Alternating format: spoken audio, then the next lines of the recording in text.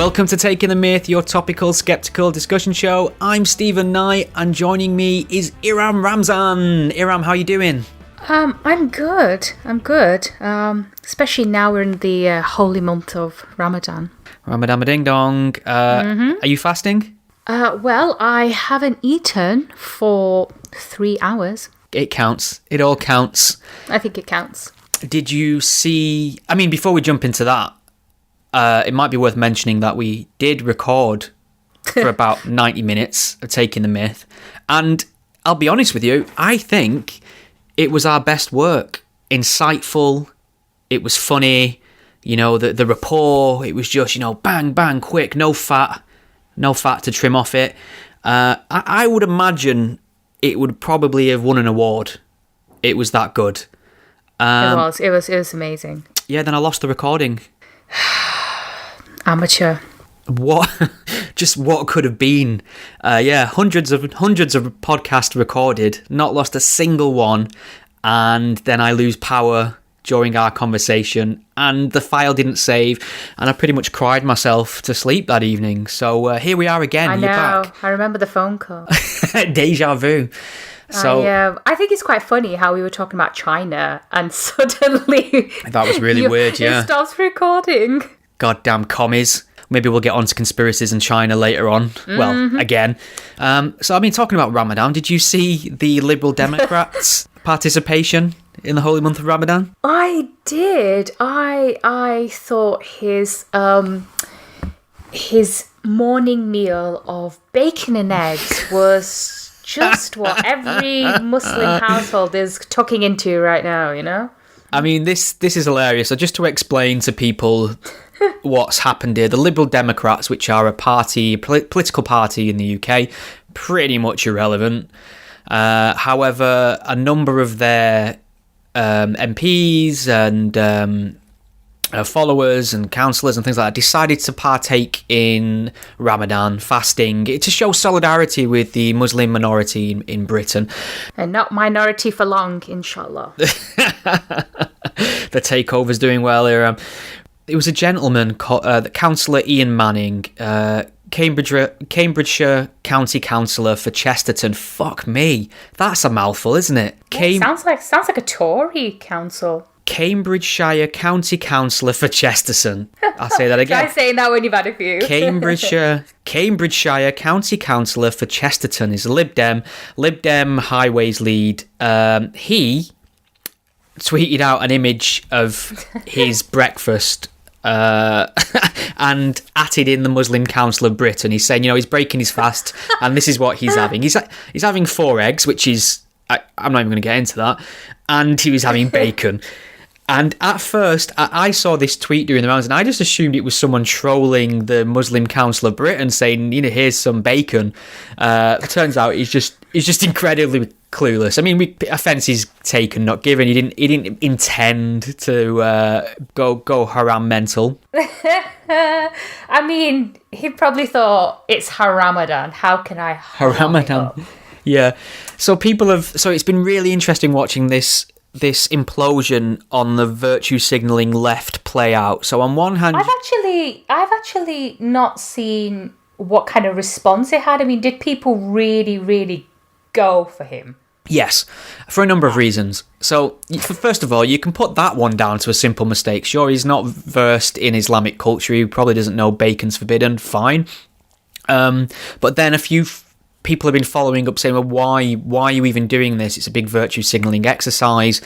And he made the comparison that he's showing solidarity with Muslims the same way he would do with gay people or, you know, people of the LGBT community or whatever. And somebody made the point that, you know, being a Muslim is a choice. It's a religion, an ideology. And he flat out said choosing, you know, you no more choose to be a Muslim than you do choose to be gay kind of thing. So he seems clueless, but the way it's played out has been hilarious because there are people saying, why are you virtue signalling? So he's getting attacked from that angle. Then there are people who ostensibly in his own camp are saying, why are you engaging in cultural appropriation? So he's getting it from all areas now. Good luck to you, pal. Good luck, Ian. Bless him. I mean, he just woke up, thought he'd have some breakfast and share it with the world. And little did he know how exactly that would pan out. I mean, I've seen quite a few people tweeting, more over the recent years, who are going to fast in solidarity during Ramadan, and I don't really see the point of doing it, and especially tweeting about it. I mean, maybe if you're doing it for charity, but even then you can do other things for charity. And also Ramadan, especially over the last couple of years, it's been in the summer, and the hours have been really, really long, and you're talking about going without food and water for about, 16 hours during the day. Food, fair enough, but you can't really go without water for that long. It's not good for you. I know you will die of dehydration before you die of starvation.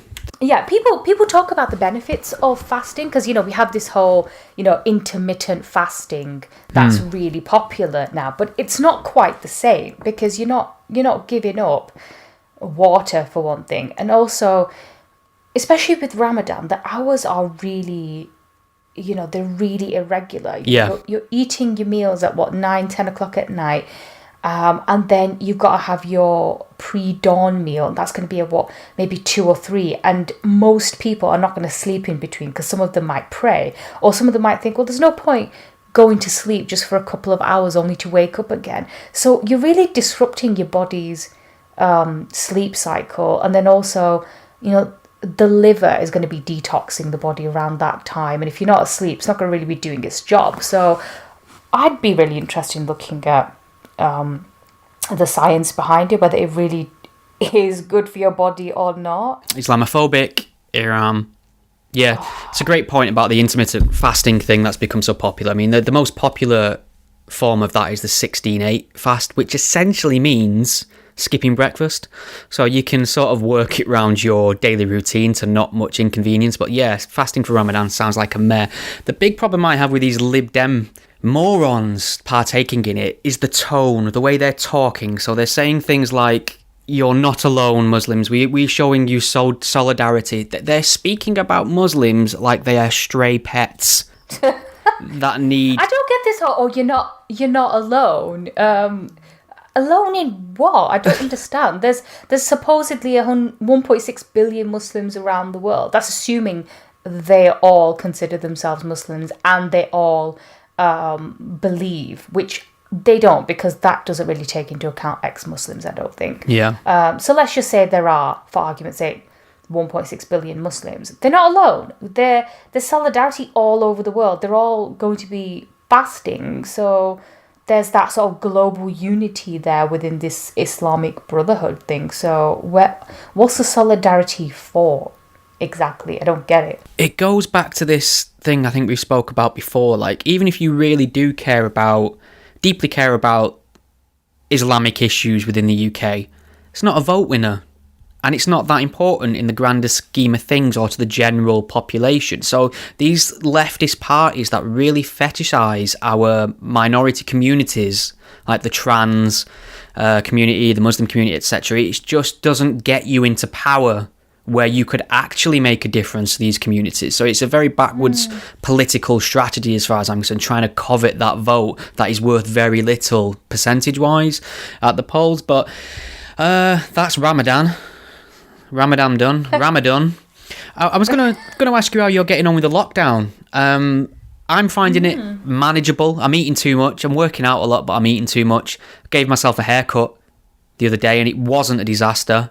So not much hardship. Yeah, not much hardship to report. How about you? Well, I'm working from home, so it's not too bad for me. I've still got a routine to work with, and I think without that, I would be worse off because, I was speaking to a few of my friends, and some of them who aren't working, just finding that the days kind of blur into one. It just feels like one big Wednesday or something. I've been drinking every night. I've not been getting drunk, but my alcohol consumption has definitely increased. Oh, okay. I've definitely been eating a lot more than I should. I mean, sometimes I just completely binge because it's just more out of boredom. There's nothing else to do sometimes, so you just eat. Whereas if when I'm at work in the office, I'll eat at set times. I don't really eat in between, so I'm quite good like that. Whereas here at home all the time, I find myself constantly snacking. So, and then I go to the supermarket and I stock up more now that the bloody shelves are full again. So I need to stop doing that. But I find that in some ways it's been good because I get to exercise a lot more. Before, when I was at work, because I was working really long hours, sometimes I'd be too tired to exercise when I got home. And then if I did manage to do so, then I'd just be eating dinner really late as well, and then not sleeping much because I'd have to wake up quite early the next day. So in a sense, I'm not rushing around like before. There's no commute. I just have to go from my bedroom to the kitchen now, and not spend an hour on the tube. Oh, cut out the middleman. Sleeping bag in the kitchen. It's the way forward. Cut out those like 20 seconds. So it's kind of been manageable in a way, but at the same time, I could not do this for that long. I desperately want to go out and socialise and do normal things. I want to go out and get a cappuccino for one thing, or a Turkish coffee from somewhere. I want to meet my friends. I just hate being stuck in the house 7 days a week. Yeah, I'm lucky to have a nice big garden as well, so I've been trying to redo the lawn and loads of really mundane things to get me in the sun. I've been going for my allotted walk in a local valley every day. So, it's not the fucking gulag, is it? We will endure. It's not. But I think the problem is it's the weather. I think if the weather hadn't been nice, then, people would have stuck to it more rigorously and not complained as much. But, April showers haven't emerged yet. There should be later this week, but up until now the weather has suddenly become really nice. It's like God is playing some sort of trick. It is cruel, isn't it? It's beautiful. I've had about 3 barbecues, and literally just like a barbecue to throw 2 veggie burgers on. I don't know what that's doing for carbon emissions. It's probably that is pathetic. Yeah, but the sun's out. It's England. You've got to have a barbecue because that window of opportunity is so fleeting in Britain. You've no idea. Not this time around. No, that's what I mean. Yeah, it's just well. Well, let's talk about our friends over the pond, because there's a big battle going on around COVID-19 or the China virus or coronavirus or Wuhan flu or Kung flu, whatever you want to call it. I love Kung flu. I think that sounds brilliant. That's hilarious. That is hilarious. I defy anyone not to find that amusing. But there's a lot of debate, there's a lot of conspiracies, and there's a big battle going on in the States at the moment between freedom and the lockdown rules. So plays a huge role in the American psyche, this idea of liberty and freedom, and almost a religious adherence to a preference of rather dying free than being told what to do by the government.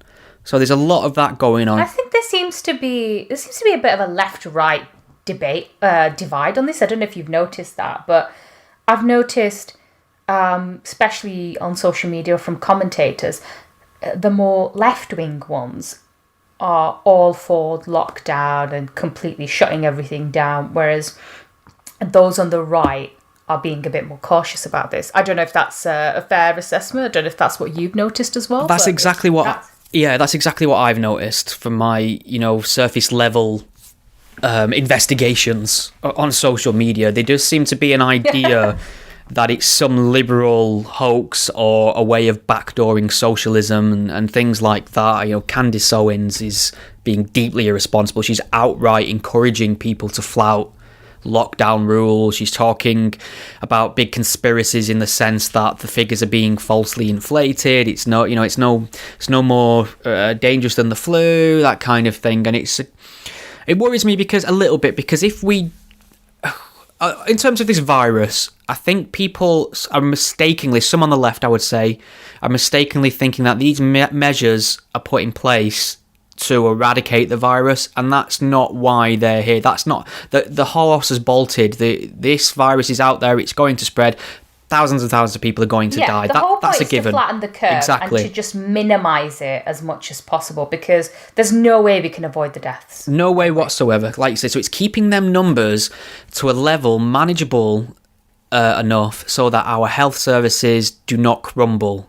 And that's why we're building extra hospitals. That's why we're doing everything we can to increase capacity wherever you look, so that the system doesn't become overwhelmed and more people die because of that. Then people not even related to COVID ailments would die as well. People in accident, emergencies, things like that. So it's keeping it, and it's not even about keeping it so low that it disappears, because you've got to end up with a certain level of herd immunity when all this is over. So we're buying time for a vaccine, essentially, which is, a year down the line. What my worry is that already in the UK we're starting to see that curve flatten, which is great news. The infection rate is dropping, the death rate is dropping slightly, and I'm worried that people may see that as either, one, a green flag to now start resuming and abandoning social distancing, or two, to come up with ideas to the tune of, well, obviously it was nothing, we've been lied to, we were told it was going to be this horrible thing, and being unaware that it's because of the measures that have been taken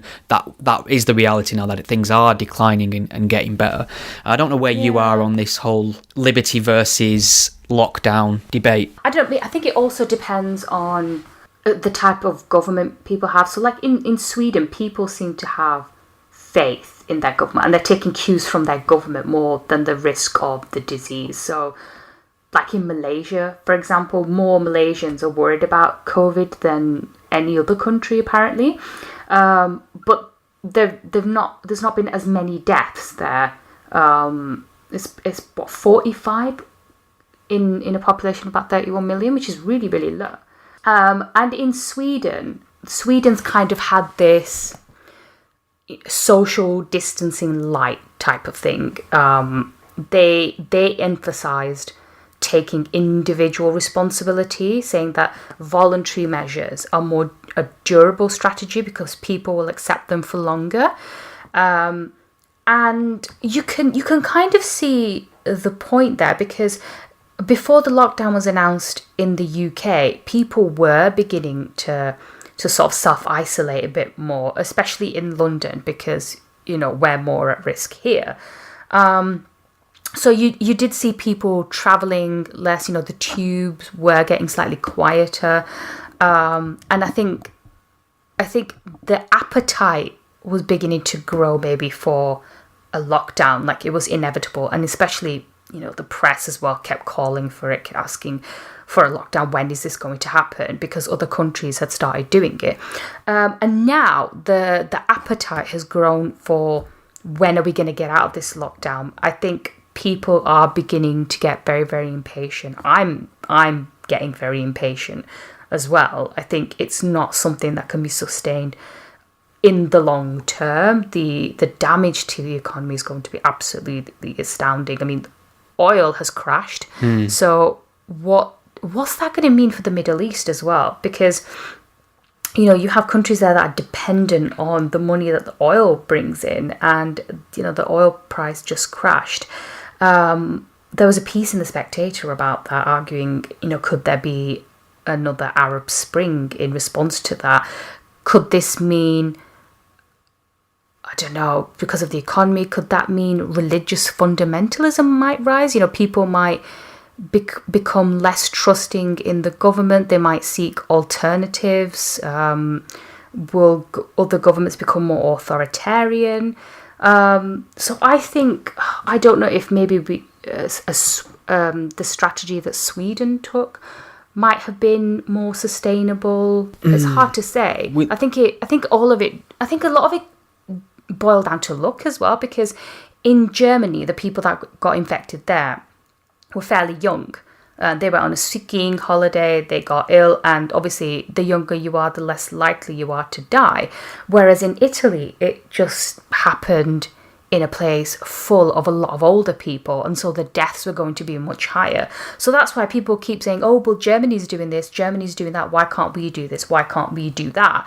And, you know, I've even heard people saying, oh, why can't we do what China has been doing? And I thought, are you fucking kidding me? Like, are we really going to be taking cues from China, unleash this fucking disease on the world in the first place? Careful throwing that C word around when they're listening. Nice recording you've got there. Be a shame if something happened to it. Should we call it like the Voldemort country? Or yeah, like yeah, the big the country C. which shall not be named. Yeah. I mean, different countries have dealt with it differently, and I think it's really. I don't think we should really be jumping to conclusions right now. You can't really tell what the effect is going to be because, you know, New Zealand has claimed that it's pretty much got down to 0 deaths now, but what's going to happen to their economy, we don't know that. And also, in terms of copying China, I mean, it's an authoritarian state. It can easily lock down things. It can easily send messages to its citizens, telling them what to do, what not to do, test them, etc., etc. Whereas I think it's a little bit more difficult to stick to that when you live in a Western country where you live in a democracy and you have more individual liberties. It's going to be difficult to tell people here to adhere to those rules. In the context of a pandemic, a dictatorship certainly has many advantages over a liberal democracy, for sure. And that's the only argument I'll ever make in defence of dictatorship on this podcast, probably. Yeah, the jury's still out on Sweden, and obviously population density plays a huge role. London obviously being a huge hub of travel, people coming in and out, our tiny little island. Yeah, Sweden has what, population 10 million? People, I think. But, you know, I mean, I was reading that in the UK, the deaths actually peaked on April the 8th.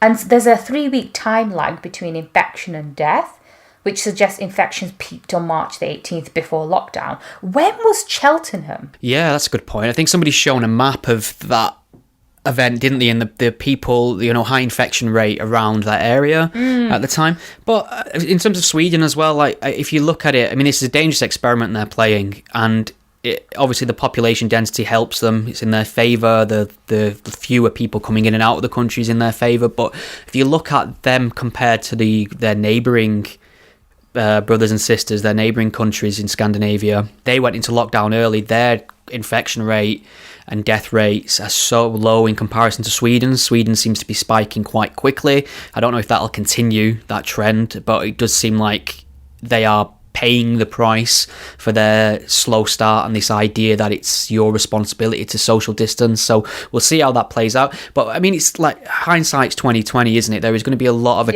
post-mortems carried out after this, a lot of finger pointing. But I'm getting a little bit fed up with people blaming the UK government for every single death that's occurred, seemingly unaware this is a global pandemic, the scale of which is unprecedented. And it's my charitable view that although mistakes will be made, and no doubt mistakes have been made, the UK government is following the scientific advice to the letter, and everybody, as far as I can see, is working nail and tooth to do what is necessary to prevent deaths. I mean, people are screaming about the shortage of personal protection equipment, which is a valid concern. Our frontline workers need them. It's essential. They deserve them. They should be given them as soon as possible. However, a lot of people don't seem to understand that there's a global shortage of this equipment. And not only that, the distribution networks and logistics that is required to get millions and millions of these pieces of PPE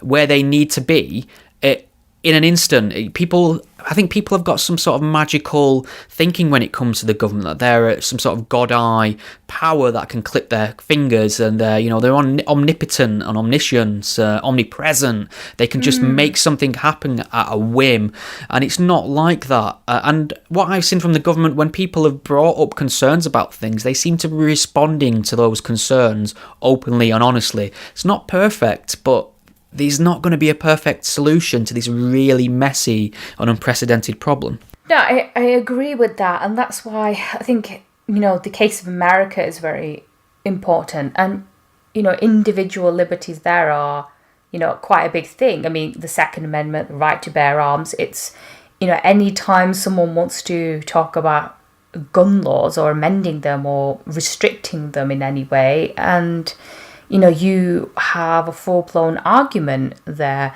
So it's not surprising to see that people have been protesting in America. And this is also a federal country as well. Each state is going to make its own different laws as well. And I think, I don't know, I think it'll depend again on how much higher the death toll will be in a couple of weeks in America as well.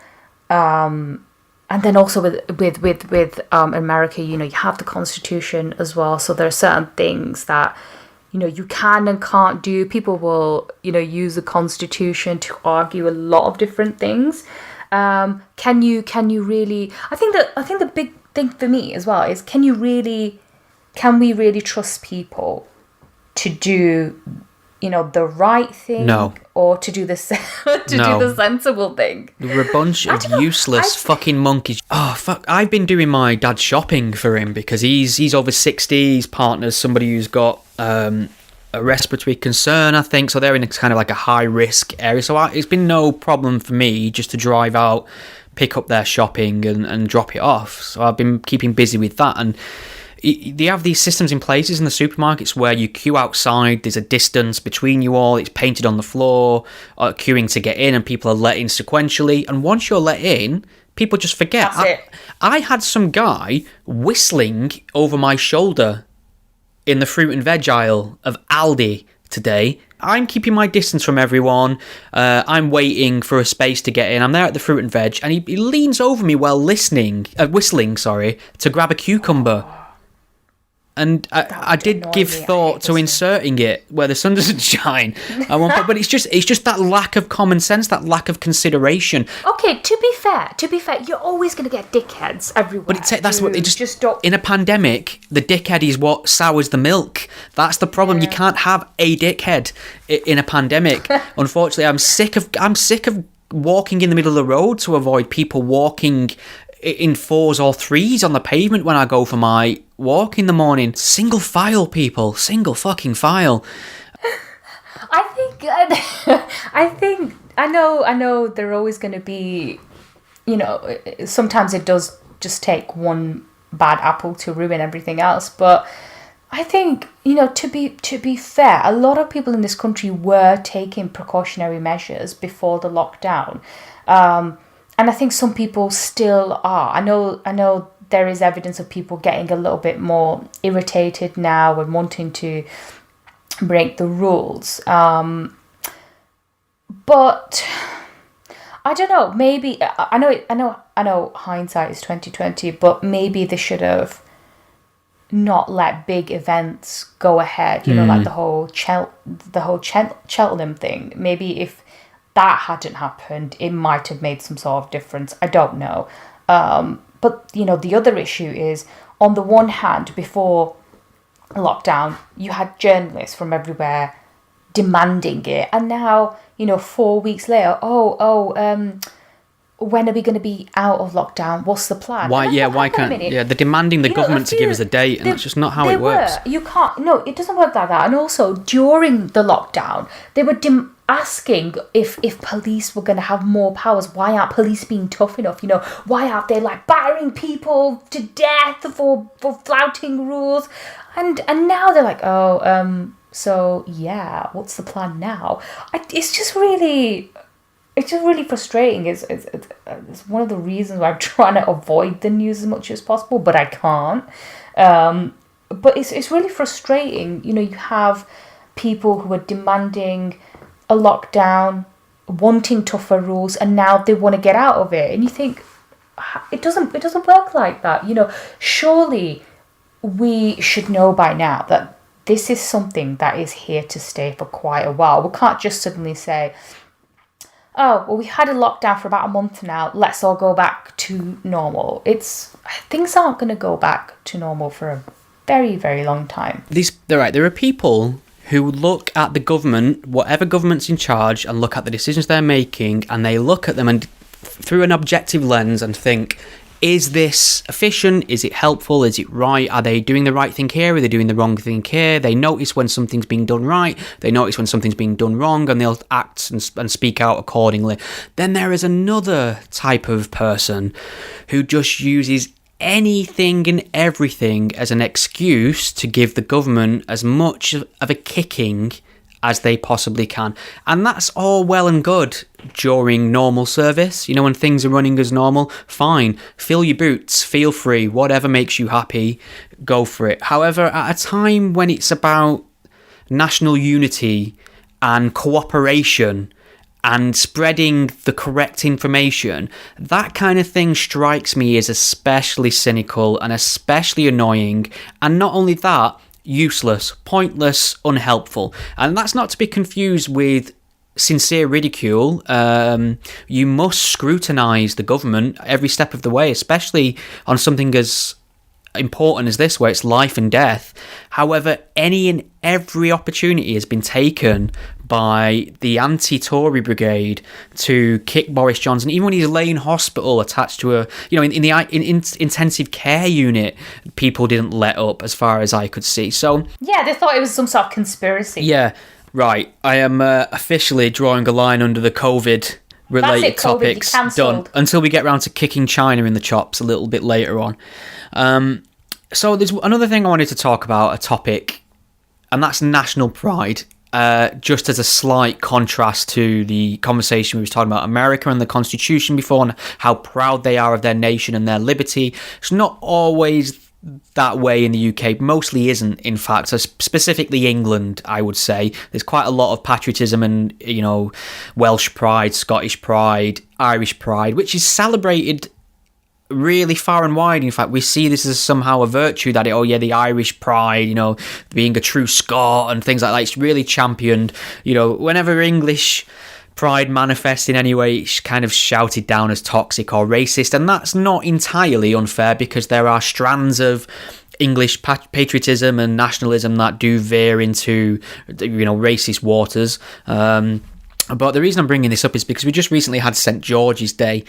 Long story short, St. George, our Georgie, slayed a dragon for England, something. I'm not sure of the details. Look it up on Wikipedia. It's a mythical story, but he's become a figurehead. He's come to symbolise English nationalism, celebration of English culture, history, and everything in between. And we have a day to mark that on the 23rd of April every year, and not much happens. Nothing comparable to, say, St. Patrick's Day for the Irish or anything like that.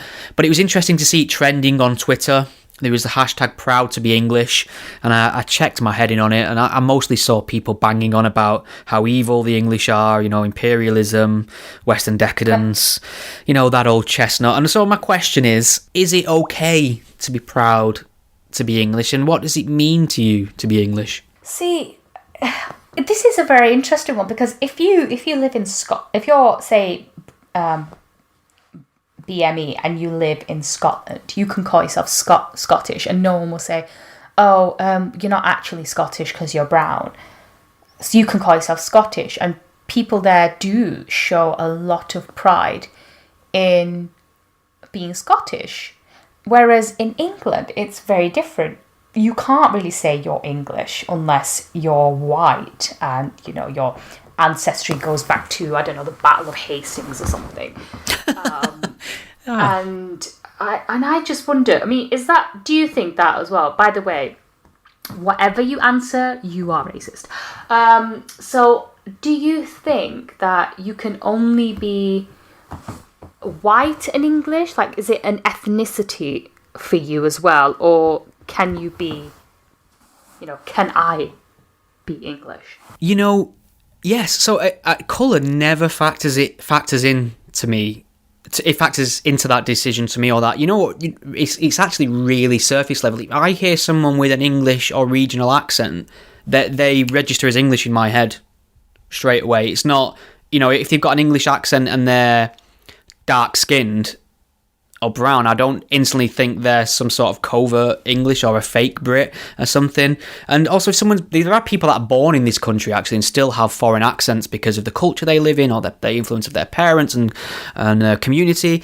But they're English and British to me. I mean, I suppose it's a culture. It's not a colour. And it depends what you're proud of. I'm sort of, I don't know if pride's the right word, but I understand I'm very fortunate to be English, and I celebrate that. I think you only get into trouble when your idea of English nationalism or patriotism exists solely to denigrate people you feel are outside of that, and you draw lines and say other people can't be involved. I mean, I've on occasion crossed over the road when I've seen a group of St George waving lads singing football chants coming towards me. That kind of toxic, nationalism, 2 world wars and 1 World Cup doodah kind of thing. Oh, I thought you were going to say you cross the road when you see brown people. I genuinely thought you're going to be like, see some Muslims and across the road.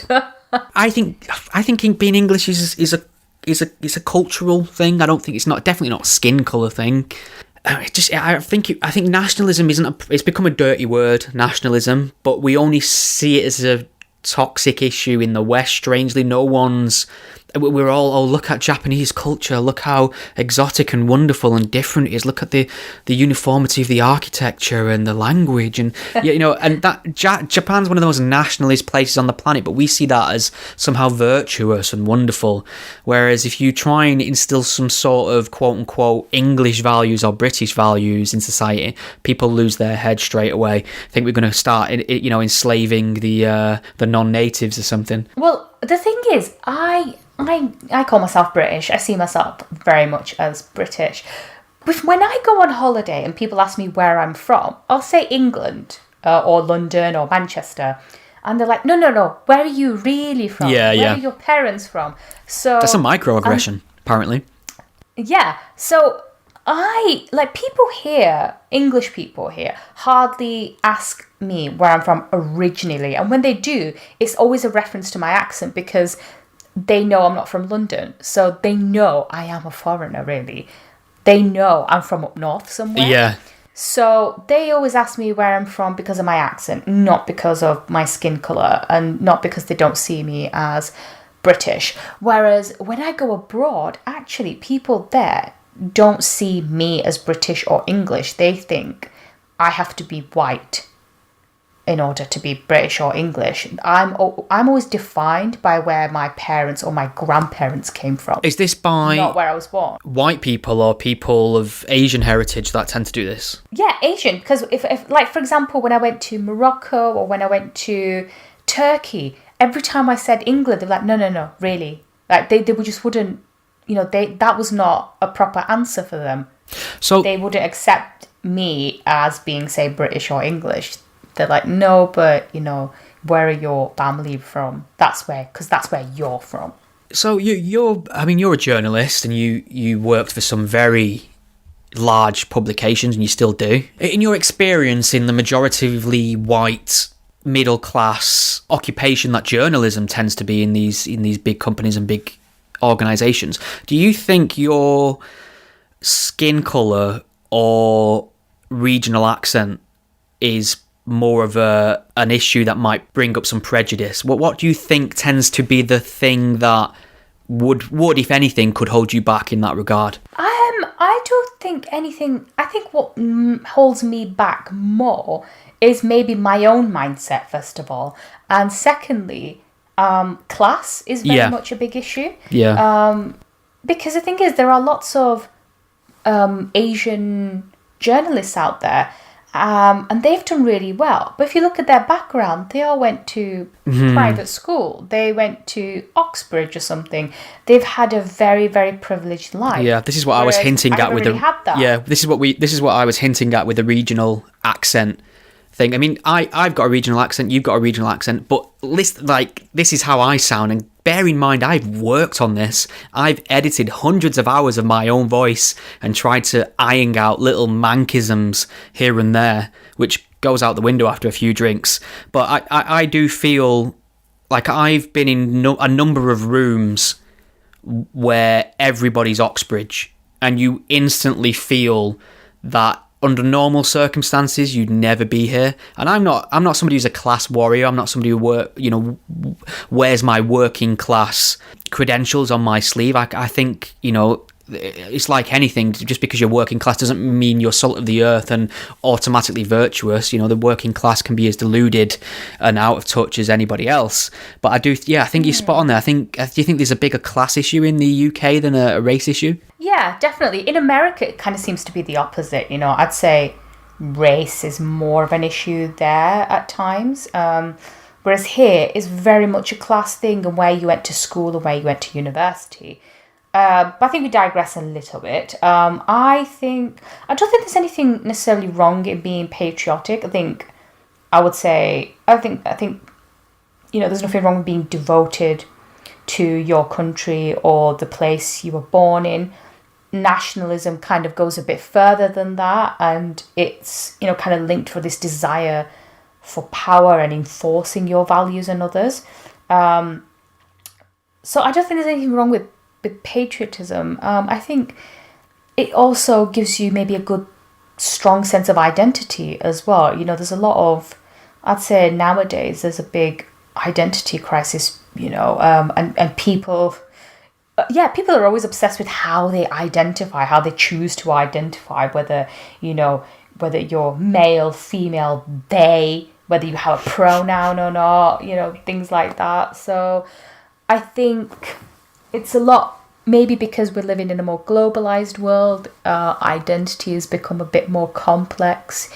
People, maybe they're not as deferential as they used to be as well. Yeah, I mean, we're comfortable, aren't we? I think a strong sense of nationalism can arise in times of hardship, and I think we've seen a little bit of that with this coronavirus. There was people invoking a lot of wartime sentimentality. I noticed the Queen did it in her address. Boris Johnson's always quick to mention the biggest challenge since the world, since the last World War, and there's a sort of stiff upper lip and do your bit kind of thing. And I know it's not. Yeah, but at least during the war, people could still see each other. You could still go to the pub. Yeah. Now you can't really do that. Just stuck in your house watching Netflix. Speaking of, what do you think Michael Owens is doing during God, lockdown? I reckon he's probably terrorising his wife and kids. He's got it. He'll probably be living in the 7th floor of his mansion on lockdown, I would imagine. But I mean, I suppose my next question is, why does the Mayor of London, Sadiq Khan, hate England so much? Does he? According to David Vance. Oh, God. Yeah, David Vance had a go at Sadiq Khan for not tweeting about St. George's Day, which he did sort of later on in the day. But, I think little did Sadiq realise he should have tweeted about it as soon as it was midnight. Yeah. Or something. So David Vance is just a terrible, terrible human being. He runs some sort of online news service, and he will spend every waking moment on Twitter finding a way to essentially say black person bad, Asian person bad, Muslim bad. He will take really trivial, mundane situations like a fight in Dublin in the wee hours of the morning. And if the perpetrators are black, he'll use this as an example of the follies of immigration or multiculturalism. And he tweeted out on St. George's Day at 9 a.m, Iram, "Dear Mayor of London, it may have escaped your attention, but today is St. George's Day, and I note you have nothing to say about it. Do you hate the English that much?" Now, it's worth reminding our listeners that our Mayor of London is Asian and Muslim. And obviously, Sadiq Khan responded something like 20 to lunchtime or something. And his message on St. George's Day was inch perfect. He's put, "Happy St. George's Day. Today we celebrate the great history of our country, our modern diversity and values, the many ways we can feel proud to be English and proud to be Londoners." And he actually released a video address of that. Obviously, David Vance will not apologise. He never does. He shares fake shit all the time and never retracts or apologises. His principles and what he thinks is good or bad behaviour depends entirely on the skin colour of the person engaging in the behaviour he's highlighting. So, for instance, he will chastise Muslims for apparently not social distancing, yet in like moments later he'll literally be congratulating American patriots for protesting the lockdown. So you can see the disparity there. He's once I saw him caught him once defending people who were burning effigies of Margaret Thatcher, white people burning effigies of Margaret Thatcher or the Grenfell Tower. Then the next moment, he's asking for police intervention because Muslims were burning an effigy of somebody in the UK. So I very rarely call somebody a racist. You can go through all my tweets and hours of podcasts, and I'm very careful about applying that label because being a racist is an awful, appalling thing to be. One of the worst things you can be, in fact. So when I pin that label on somebody, I want to be damn sure that I'm using it in good faith and accurately, because if you don't, you help blunt the word, and that just helps real racists. David Vance is a fucking racist, as far as I'm concerned. He constantly singles out people who are non-white for disproportionate, unfair criticism and treatment. That's his raison d'etre. So if there is an Aslan this week, I'd very much like to give it to that waste of space. I thought you wanted to give it to Candace Owens. And Candace Owens. Yeah, Candace Owens funny. I mean, I like the fact that you have someone in America who doesn't fit the expected liberal mind, mold that the liberals have in their head of what a black person should be.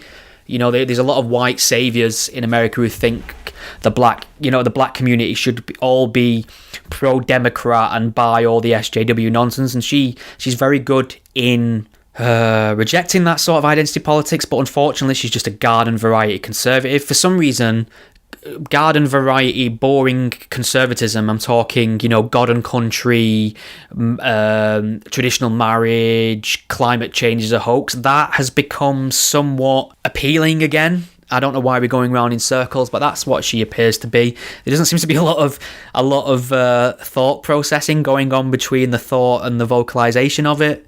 So we'll be interesting to see what she has to say when all this is done and dusted. Mm-hmm. So one thing I wanted to bring up, which happened between our failed last recording and this one, which was a bit of a gift, was comments made by Jeff Goldblum. Are you familiar with the man, the myth, the legend that is Jeff Goldblum?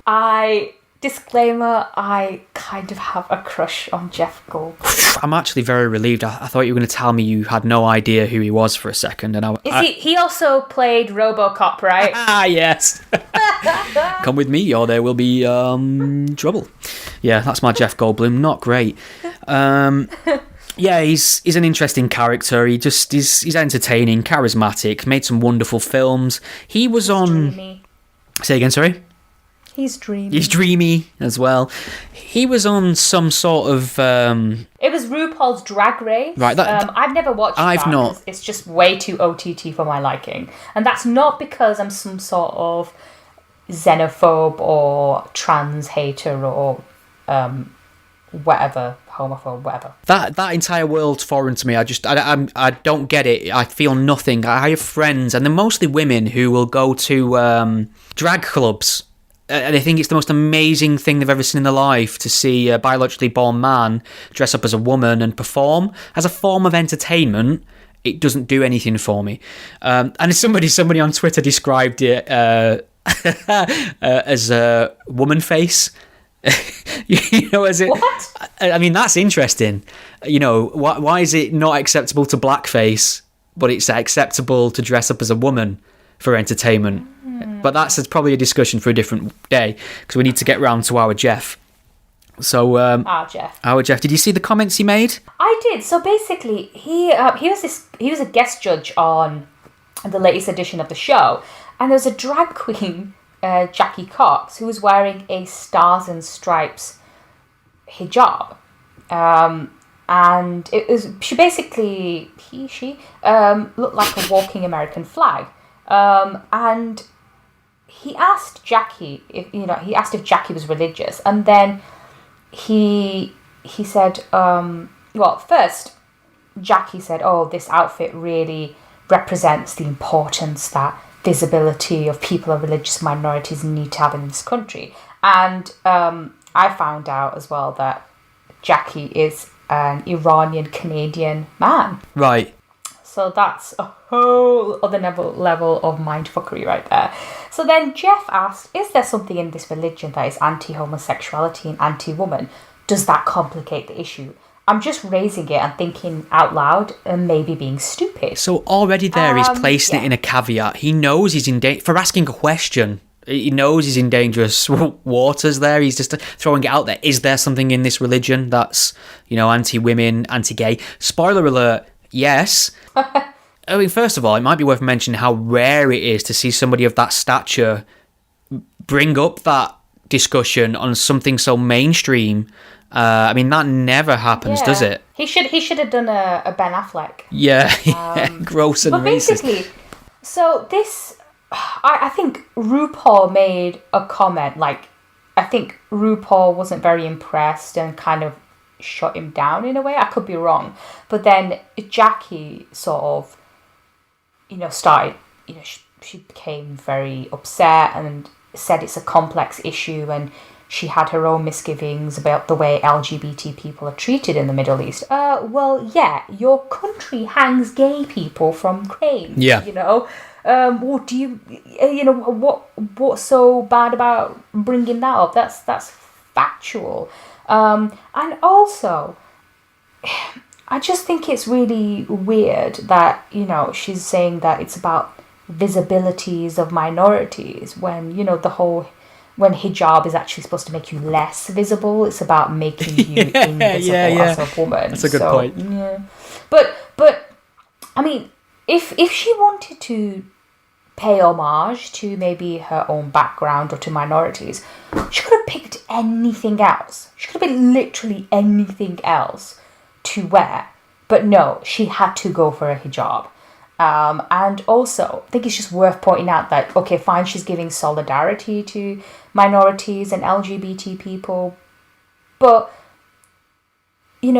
religions don't really have a good track record when it comes to gay people. They really don't. Yeah. And you just have to wonder what people in her own country would think about her, about this man basically dressing up as a drag queen in an American TV show. I agree. And Jeff Goldblum's comments resulted in exactly the kind of response you'd expect. The outrage. If you type his name into Google News right now, you'll see opinion piece, news headline after news headline about how controversial his comments were and how he's been blasted for making them.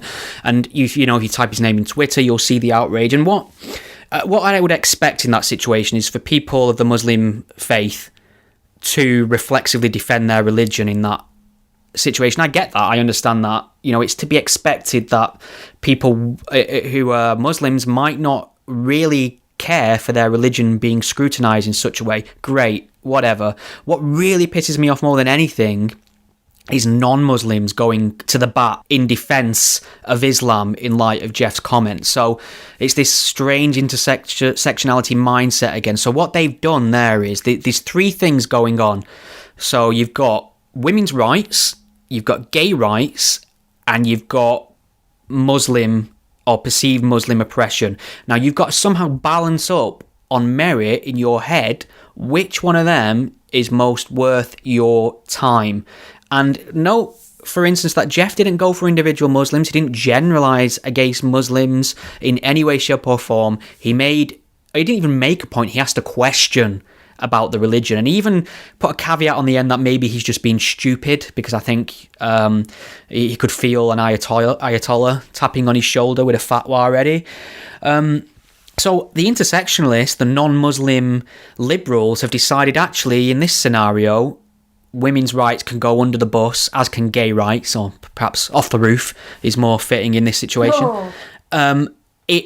In order so that we can defend the sanctity of Islam. And that's what worries me, this moral confusion that no matter what's being said by whom and what issues are being raised, and keep in mind, what's being raised here is the oppression of women and gay people, which includes Muslims as well, that has been completely discarded in favour of protecting an ideology. And I want to shake these people sometimes and say, can't you see what you're doing here? You have some weird kind of internalized racism going on where anything that you perceive wrongly, in my mind, to be brown or non-white automatically gets the highest status in your strange game of oppression Olympics that you're running on your brain.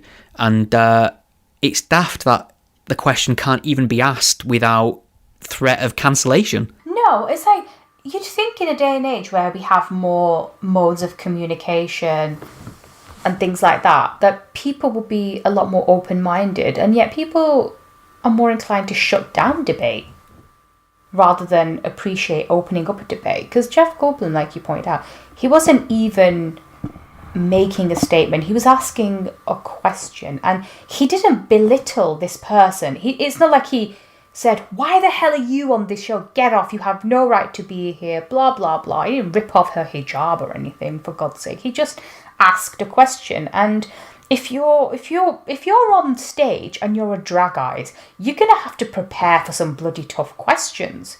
For goodness sake, there's you do. I don't mean that in a nasty way. I just mean generally you're doing something that is unusual, and that's always going to be pushing at boundaries. You should be used to questions being asked of you. Yeah, but it's taboo to question anything related to us. We know. It's not even anecdotal. I'm not even saying, I saw a Muslim man say something homophobic once, or I knew a Muslim who hated women. No, that's irrelevant. We know from the statistics and the global picture and the laws, many of which includes the death penalty for homosexuality in many Muslim nations. We know by looking at these figures and the quality of life and opportunities for women under Sharia and things like that this Sharia, that we know that these things, misogyny and homophobia, are rife within conservative Islamic communities. We know this to be fact. I don't understand how else are we supposed to have this conversation without looking at the statistics and the reality on the ground and, laws in various countries. But Jeff can't even ask the question. And what I'm concerned with in places like Iran and Pakistan, if you criticise Islam or question Islam, that's blasphemy. If you do it in the West, it's Islamophobia. And often the results are the same. I'm not talking about murder, but Jeff Goldblum's under a lot of pressure right now. He's got a contract with Disney. He stars in Marvel movies. He's fronted documentaries on Disney Plus service, and we know how wholesome and family-friendly Disney is supposed to be. They've fired people previously for having less than squeaky clean opinions. So if it hasn't happened already, I fully expect either Jeff Goldblum to be slapped on the wrist and or make a public apology. I don't know if you've seen anything come out since. No. What would your drag name be? You know what? I'm going to Google drag name creator right now. And we will see. I've just been doing that. I've just been doing that. Oh my god, how sad are we? Drag name generator. What would your drag name be? So, I've got to go with the month I was born, with the first letter of my first name and the first letter of my last name. So, the month I was born, April, so I'm a Dame. S for Stephen. Dame Mimi How? Heaux. That's a weird French word I'm not familiar with. What's mine? Do mine. Okay. December. So you've got no title. You ain't got time for titles. I for Iram. You're an Iona. Iona O'Plenty. Iona. Oh my god, we have a follower called Iona on Twitter. That's hilarious. I know Iona O'Plenty. Yeah. There you go. Boring. I'll stick to 50 Shades of Beige. What? How the hell do you say Heaux though? That's thrown me. Is it her? Hox. H-H-E... A-U-X. Ho? Yeah, ho. Ho, isn't Sounds it? about right. You're a ho. Yeah. Dame Mimi Ho. Lovely stuff. Should we do some questions? Yeah. Let's have a look what we've got on Twitter. I don't know if you want to... Actually, I'll read some for you. Oh, here we go. So, Findus has asked us, after the Trump's impeachment and Bleachgate, 1, does Trump have the public trust? 2, is he innocent? Or 3, is he above the law? 4, classified. I think that may be a RoboCop joke. So, yeah, let's talk about Trump. I've got some very strong opinions on this. How do you think he's... Even his best friend, Piers Morgan, has had a go at him. And then Trump unfollowed Piers Morgan on Twitter. I can't... For one, Twitter drama is bad. But Twitter drama from the President of the United States is just a whole new level of bizarre, isn't it? That's the world we're living in now, where Donald Trump's behaving like a tween on Twitter. See, I very rarely go for Trump because, 1, I think it's too easy. 2, I think everyone's doing it. Yeah, we know. The problem is, none of you turned up at the polling booths, did you? That's your fault. That's on you. Get yourself a good candidate and turn up this time. Most of you know Trump isn't fit to be president, but you didn't bother to turn out, so that's what you get. That's how I feel. Did he make a comment about injecting disinfectant into the body? Fake news. He said he was being sarcastic. Fake news. It's been interesting to see, because I will openly admit that Donald Trump is one of the most attacked people in the media, without a doubt. Much of it deserved, some of it not. Yeah, but he can handle it. He just doesn't give a fuck. He just brushes them off. And now he's not going to bother with press conferences, although I could kind of see where he's going. I mean, if you watch the press briefings here, it is hostile. It's just all about gotcha questions now. And Donald Trump is misrepresented a lot of the time. That good people on both sides thing springs to mind, and some of it's willful, some of it's just because he's an atrocious communicator. You think the way you can understand whether someone's a good communicator is get down what they've just said in print and read it. And Donald Trump is so incoherent, unthoughtful, inarticulate. It's insane that you should expect that man to be able to communicate to the public off script during a very serious and deadly pandemic. And yes, that bleach thing, a lot of people are claiming he's been misrepresented. So without fear of misrepresenting him, I'm going to read that exact part of what he said. So because the man is... He thinks he's an expert at everything. His hubris knows no ends. He's a narcissist. His ego's bigger than all the states in the USA combined.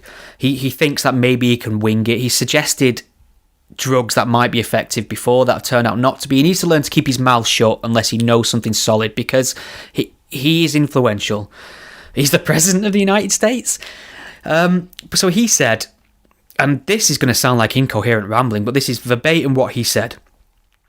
And then I see the disinfectant where it knocks it out in a minute, 1 minute. And is there a way we can do something like that? By injecting inside, or almost a cleaning? Because you see it gets on the lungs, and it does a tremendous number on the lungs. So it'll be interesting to check that, so that you're going to have to use medical doctors. But it sounds interesting to me, so we'll see. So the problem there is, he's used the word disinfectant and injection in the same sentence as a potential cure for the coronavirus. I think in his clumsy way, he was trying to point out, yes, there is something we can inject into ourselves. It's called a vaccine, which we don't have yet. We don't have it yet. People are saying, like, I see this all the time. So he speaks and he's really inarticulate and he's hostile and he's petty. He rises to any bait given to him. And I admit that the journalists are hostile and they're trying to get a gotcha, but a good, strong leader rises above that and deals with it in not only a charismatic way if he's lucky, but an efficient and competent way. And Donald Trump can't find that. And people don't understand that's damaging to his presidency. Well, maybe not to his base. Is it really? I mean, is I think to his base, no one gives a shit. Like, no one really cares. If they're a fan of Donald Trump, they won't really care about the criticism. But the elections are supposed to be later this year. Do you think they'll go ahead or they'll be postponed? I think there's a potential chance of postponement. But then again, America, liberty and all that, they might force it through. I think what I think is that one of the reasons that I've not screeched too much about Donald Trump is because I thought, you know what, it's going to be a turbulent time, but he'll probably be okay. He's got people around him who hopefully know what they're doing. They'll create jobs. They'll keep the company ticking along. It's very unlikely they're going to go to war, despite what people say. I think Hillary Clinton was probably a more hawkish choice than Donald Trump is. Donald Trump talks a good game, but I don't think he's got the appetite for foreign intervention. Watch that come back to bite me. However, I think during times of comfort, you can afford to have a bumbling idiot sat in the hot seat, because I think things will tick along fine. The momentum will carry us through one term, probably two, if I'm honest. However, what's happened here during his tenure as President of the United States, we've had a global emergency, this COVID pandemic, which is really putting his steel to the test, really putting his strategies to the test, his temperament to the test, his ability to communicate to the test. And what we're noticing is he's failing on all them challenges, and that's not usually a problem when everything's fine, but when it's life or death and it's the economy in the shitter, that is a big problem. So it'll be interesting to see whether or not a few people who would normally support him reflexively will be a bit more disillusioned. But I also think there's also an aspect of it where these supporters of Trump have been told they're idiots and racist and stupid and maligned for so long that they've dug so far in now that they have no intention of coming out. They'll see it through to the end just to make a point. I mean, Joe Biden, Iram. Fuck me. That's what's going to save us. I don't think he would, actually. I don't think he would. We think maybe we're too old. I don't think you're quite his type. Yeah, I mean, what are the Democrats playing at? I don't think they can get a decent bloody candidate, can they? We could see President Trump for another few more years. I think that's a given at this point. It also depends how the economy goes as well, because, you know, this pandemic has pretty much fucked us up economically. So it'll be interesting to see what effect that has on our governments as well. Yeah. And I don't think, I mean, I don't know if Trump will be immune to that. Maybe he will be, maybe he won't be. A lot of people are going to be very, very angry once this is all over. I agree. Yeah, a lot of big Republican donors might have something to say. So T. Hinker, this ties back in, T. Hinker, thinker, has asked, I think people are sick to death of moronic political gotcha questions from press at the briefings. But even worse is the idea of the government vetting the questions. Are our press their own worst enemies, determined to give those who want to curtail them the ammunition? I don't think vetting the questions is necessarily a problem, because it allows you to have the necessary information as well as think of a way to sidestep the questions. I'm not sure if they vet the questions to say you can't ask that. I think it's only fair that if you're going to be asked something, you should be able to, if you don't have an answer prepared. I don't think that's beyond the pale per se. It's about, after all, it's supposed to be about communicating information to the fullest extent. What do you think about gotcha questions at these briefings? I've had my fill. I think they're ridiculous, because sometimes they ask, it's like what I was saying before, you know, they keep asking the same questions as well. You know, a lot of them will just repeat a question that was asked the day before. Yeah. Or they'll ask a really pointless fucking question.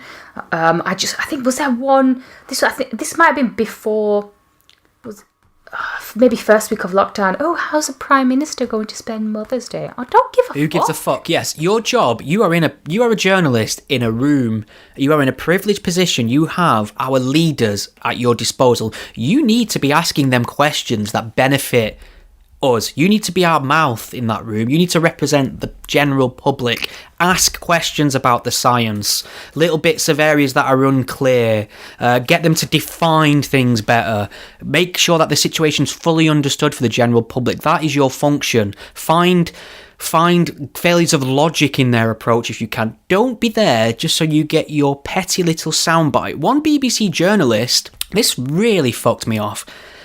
After Boris Johnson was found to have contracted coronavirus, our Prime Minister, this BBC journalist, she asked, words to the effect of, now that Boris Johnson has got the coronavirus, is he guilty of not following his own advice? Oh, God, I remember that. Who does that serve? Who does that question help? No one. It serves no one. It's so pointless asking that kind of question. I mean, how do you even begin to answer it? And there's talk about inquiries to be conducted in the way the government has handled all this. And you think, why? We don't need an inquiry right now. It's the last thing we should be focusing on, for fuck's sake. Like, let's just get all this over and done with. And then next year, year after, you want to inquire into it, fine, go for it. But right now, I think there's bigger things to be worrying about. There are people who are using the death toll in Britain of over 20,000 people now as sole evidence of Boris Johnson's culpability. Like, he's responsible for every single one of them deaths. And I keep stressing this. Pandemic. Global pandemic. This is a bad time. It's going to be bad. But we are trying as hard as possible to mitigate the effects of it in an almost impossible situation.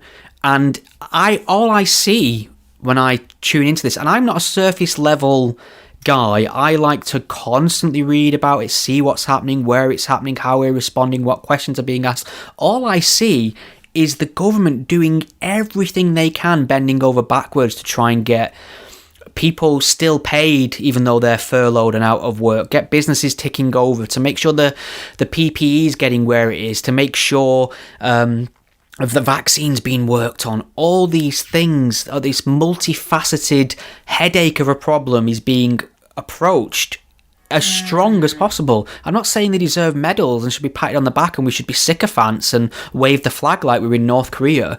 I'm just saying have some sense of balance and perspective when it comes to a global pandemic. No, and these are the same people who, while they want a total shutdown of everything, will be complaining about the inevitable recession and the austerity that will follow.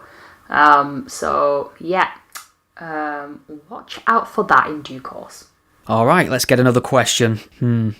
More COVID questions. I'm tempted to just almost sidestep them. Someone's asked me a football one, which is probably more controversial and divisive. Oh God, what is it? So I'll get that up. They've asked Drexel Spivey, I think a slight homage to Gary Oldman's wonderful performance in True Romance, another film Michael Owen hasn't fucking seen. He asks, what are your thoughts on how, if they should conclude the 1920 season, he's meaning football season, or soccer? P.S. What team do you support? So yeah, they've postponed the Premier League and all football competitions, and obviously the big international fixtures that were due this summer. All of them have gone until this is over. The problem with the football season, we were not far from concluding it. Liverpool were at the top of the table, and because Liverpool were top of the table, my gut reaction to this whole episode is reset and start again. Everyone gets no points and we just go again. That's how I feel. Sorry. You're going to get a lot of hate from That's how I feel. Liverpool fans. You are going to walk alone now. Yeah. I mean, it does come down to it sometimes. Like, what would I hate worse? My entire house burning down with all my possession and my least favourite family member, or Liverpool winning the Premiership? And it does all, it's touch and go. Something I might have to meditate on. Oh my God. Football causes more divisions than religion. Right, I think that's pretty much it. Is there anything else you wanted to get in at all before I accidentally lose this recording? No, I think we've got a lot of TV to be watching now for the rest of the day, haven't we? Yeah, and all that beer's not going to drink itself. All right, Iram, it's been an absolute pleasure. What's our safe word for the people that have made it this far to hashtag us to demonstrate their dedication to taking the myth? Well, what was your drag name again? Oh. No, it's too complicated. Dame Mimi. Let's go with Dame Mimi. Should we go with Stephen is a hoe? Stephen is a hoe. Either or of them are good. All right, Iram, thank you very much. Stay safe. Tally ho. Thank you for listening to the Godless Spellchecker podcast. The podcast is a one-man operation, produced in my spare time away from my day job, and I love making it for you. If you enjoy what you hear, please consider lending some support. The show is entirely listener supported. I don't sell anything, I don't run ads, and given the alternative and unpopular focus of my content, it's very unlikely to find a sponsor. So there are a number of ways you can support and chip in and help improve the show and give me more time to produce more content. You can become a patron supporter and pledge a monetary amount per month or per episode by visiting patreon.com/gspellchecker. If you can't lend monetary support right now, don't worry, there's other ways you can help the podcast too. You can share it on your various social media networks, or take a moment to leave a review wherever you listen to it. Your support is massively appreciated. Thank you. Think we've all learned something here today?